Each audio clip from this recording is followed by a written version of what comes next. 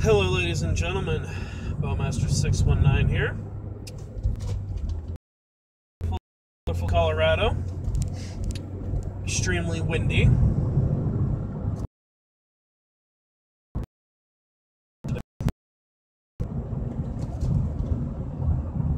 It has been a heck of a day, to say the least.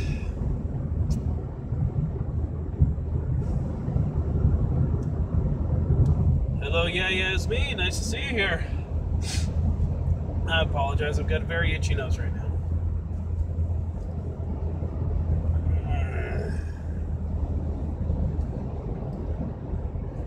You ever have one of those days where nothing seems to go right? Everything just kind of seems to just kind of bubble up around you? Yeah, that's kind of how today is.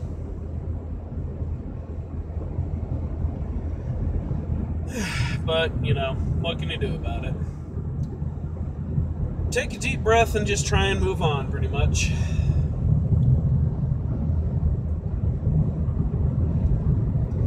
I mean, what else really can you do, right? If you sit there and dwell on what's happening, are you doing yourself any real good for it? Or are you just making matters worse for yourself?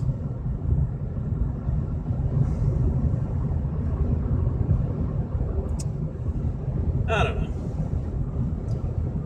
I can say that's one thing that's really nice about YouTube, is having somewhere where you can kind of vent and get things off your chest without it necessarily being too much of a judgmental area.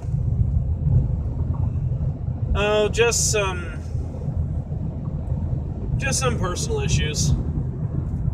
Nothing I necessarily want to really say on here on film, but just kind of venting my frustration about it is all. It's dealing with stubborn people. You ever known somebody who is just so stubborn that they refuse to listen to you until you almost literally have to hogtie them to make them do whatever it is they need to do? And they're a grown-up person, not a child.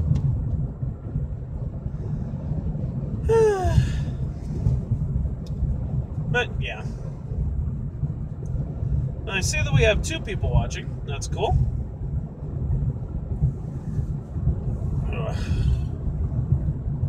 Well, at least today's been busy. That's always good news.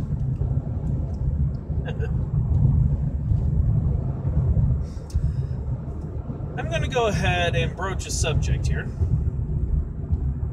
It happens, man. This too shall pass. True that. True that. I'd like to go ahead and broach a subject that I find extremely interesting, and I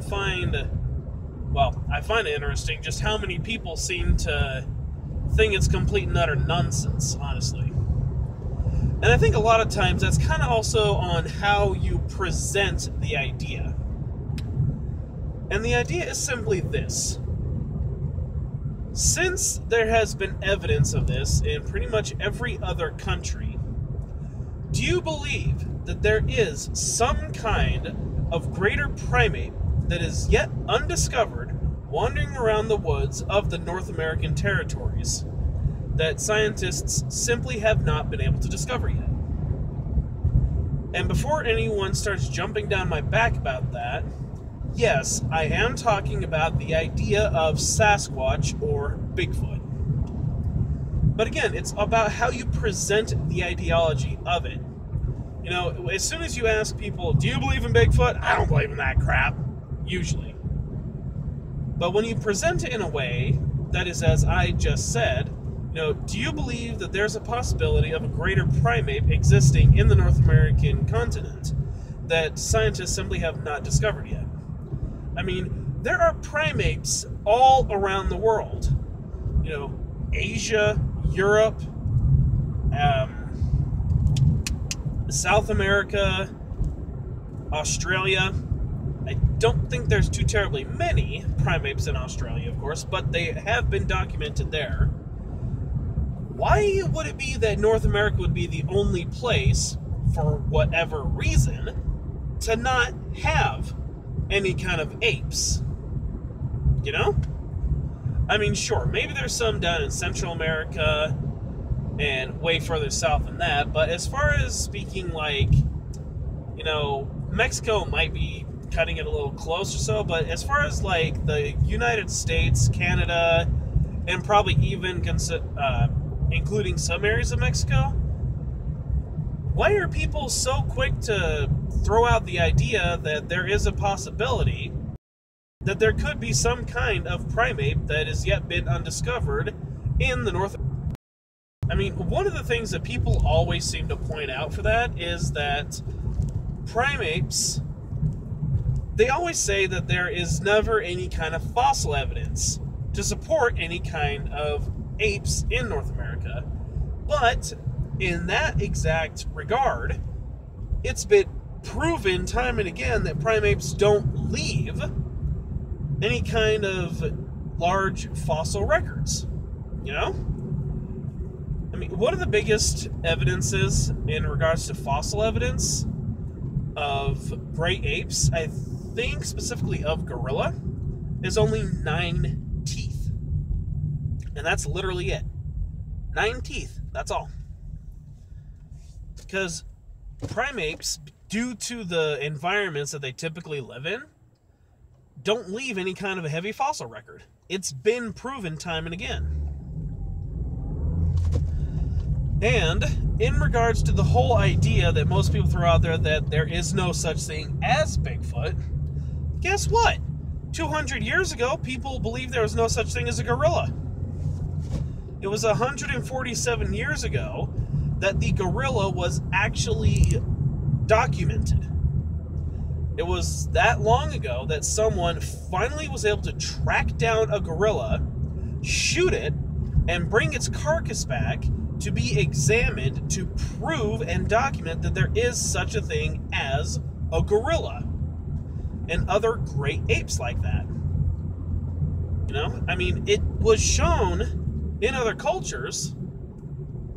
There's a new species of ape found that may be the missing link, but anthropologists need 9 years to research before the scientific community will acknowledge the data. Fair enough.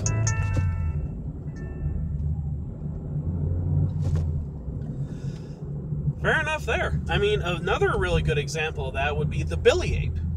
It wasn't actually documented until 15 years ago. At this point, it might be a little more than 15 years, of course, but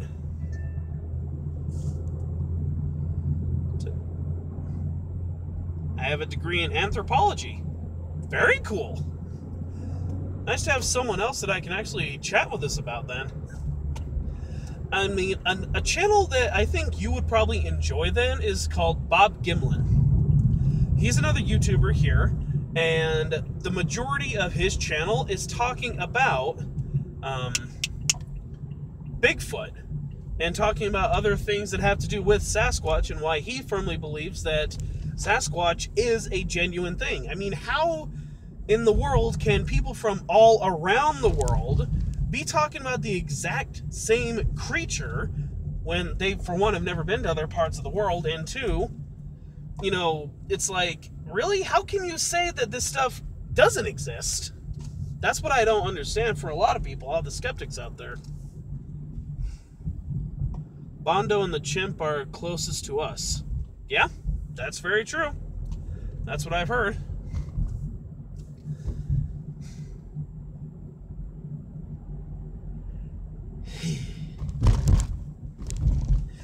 If you listen closely, you can hear my train of thought completely derailing.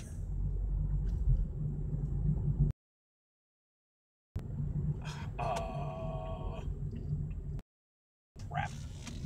Okay, yes, well, going back to just a moment ago, a channel that you might really enjoy is Bob Gimlin, because that's literally what his channel is about, and he brings up so many pieces of arguable data that a lot of people would still just throw out the window, sadly. You know, it's one of my personal favorite channels to watch, honestly. And he does talk about other things besides Sasquatch, of course, but that's one of the biggest topics of discussion on his channel. Okay, I have arrived, so I shall be right back.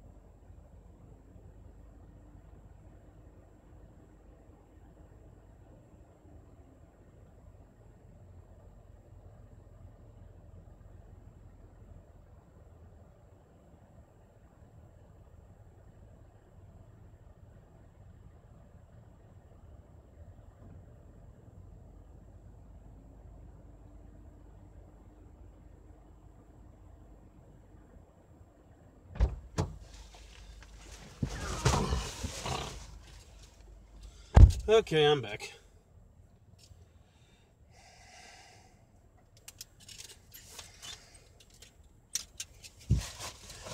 One of my personal favorite videos from that channel is talking about 3 unique cryptids. What are you take about our friend like... What?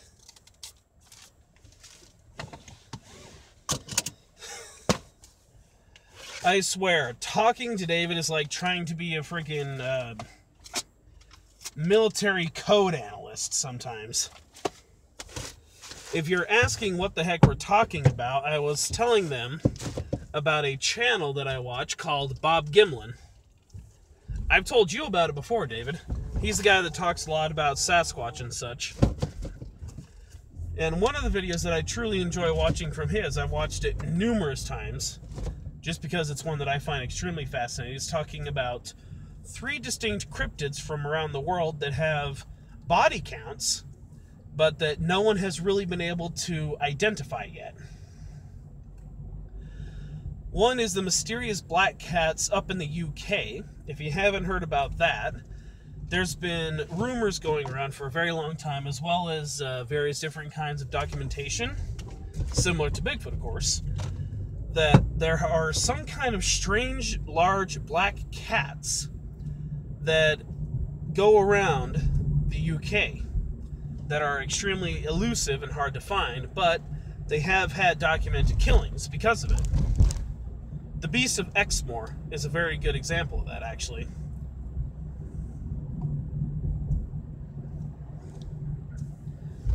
How come you are take about our friend like that? Why am I talking about our friends like that? I don't know who you are talking about, dude. I'm not personal friends with Bob Gimlin. I wish I was. That'd be cool, but... no, he's just... I don't know who you are referring to. But he talks a little bit about the big cats, and then the other one he talks about is one that is extremely interesting. And that is the bull sharks of Chicago. Well, maybe not Chicago, but Illinois. Lake Pepin, that's what it was, Lake Pepin. They discovered a full-grown bull shark in the lake. You know, which obviously the Great Lakes of Illinois are quite a distance from the ocean. And they are freshwater. So pretty interesting that a saltwater creature like that would be able to make it that far inland. But they have documentation of sharks being able to go up close to 3,000 miles up the Amazon River. So, yeah. And they have a, if I remember correctly, they have a rectal feature that allows them to maintain sodium levels over extended periods of time in freshwater, because they do need a large amount of saline in their body in order to survive. And the fact that they're able to keep amounts of that in their body over extended periods of time is extremely interesting. You take care as well, Russ. Glad you were able to make it. And then the final one that they talk about in that particular video is known as the Lusca. You know, I don't want to give away too much of the video. I definitely want people to go and watch it for themselves. But the Lusca is definitely one of the most terrifying cryptids I've ever heard of, especially considering it's one that is very likely to be not only real, but it's obviously extremely deadly. Very lethal and... oh, not something you want to play with.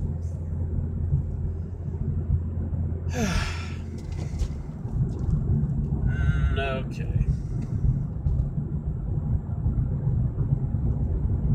What's the evolution about Bigfoot? Well, I don't necessarily know the evolution of Bigfoot. I'm not a primatologist, and I don't have a degree in anthropology or anything. But I do know that two of the biggest theories of Bigfoot is that, well, one of the more common ones is that Bigfoot is a descendant of Gigantopithecus, one of the largest apes ever recorded in the world. And the only known descendant of Gigantopithecus today are the orangutans. That's the only known living relative of Gigantopithecus. But the problem with that is the fact that, at least according to the records, Gigantopithecus, along with orangutan, are primarily herbivores.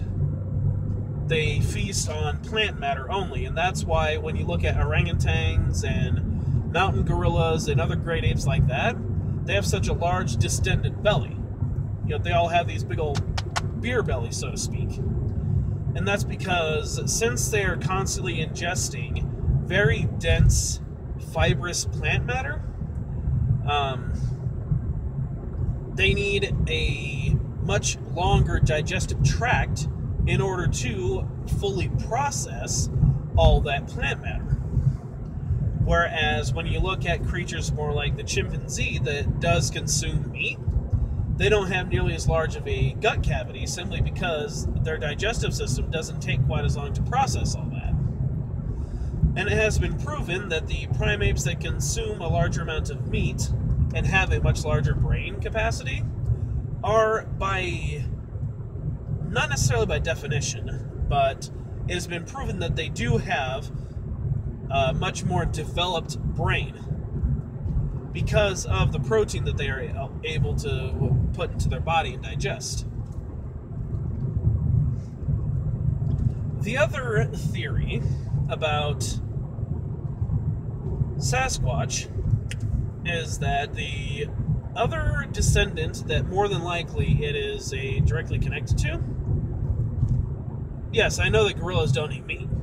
Like I said, that's why they have those gigantic bellies. They have that massively long digestive tract to help break down all that plant matter that they ingest. But the other one that some believe Sasquatch is descended from is known as Dryopithecus, which I think is a bit closer to a gorilla or chimpanzee. I honestly can't quite remember. It's been a while since I've done any kind of great research on that. But it is believed that Dryopithecus is much more likely to be what Sasquatch is descended from, at least the ones here in North America, rather than Gigantopithecus. And the theory there is that it was a Asian ape that migrated over to North America during the last Great Ice Age over the landmass known as Beringia. And that is where the Bering Sea is located in between Alaska and Russia. What happens during an ice age, for those of you that don't know, is not only does it get colder in at least some areas, the glaciers become larger and more of the water freezes, causing the water levels to recede. And thus, because the water levels drop so much, you have land masses reappearing, such as Beringia, to make those giant land marks that animals were able to migrate across. That's also the theory, well, not even necessarily the theory, but that's also what scientists believe happened down in South America, talking about the terror bird. The terror bird was a very, well, as the name suggests, terrifying creature that migrated to North America during the last ice age as well, up from South America. And that was over the landmass of Panama. And since the water levels were so much lower at that particular time frame, it wasn't hard for them to follow their prey up into North America. However, once they got up here and weren't able to go back to South America, they essentially were trapped, and that's when they had to start dealing with the larger mammalian predators as competition, because back down in South America at that particular time, they were the apex predator and didn't really have too much competition. Once I got up to North America, with all the megafauna up there, you had, saber-toothed cats, cave bears, other massive creatures like that, and those animals didn't take too kindly to a big bird tearing up their prey, so obviously stuff happened. They went after each other. Damn hills. But now I'm just getting a little off topic there, aren't I? But then again, my live streams don't really have too much of a solid topic to go on, so...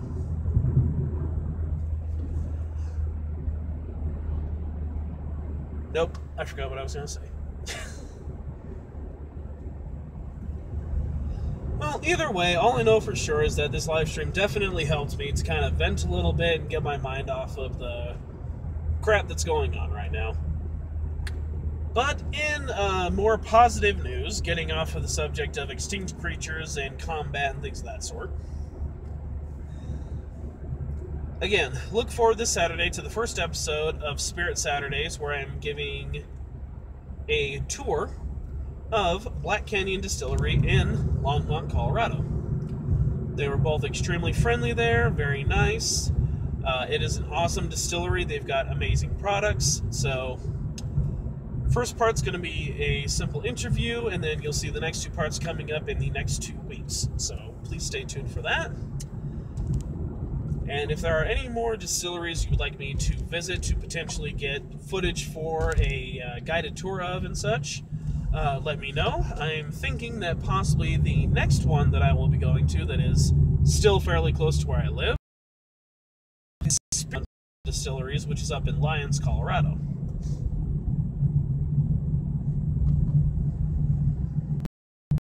Oh, gorillas do eat.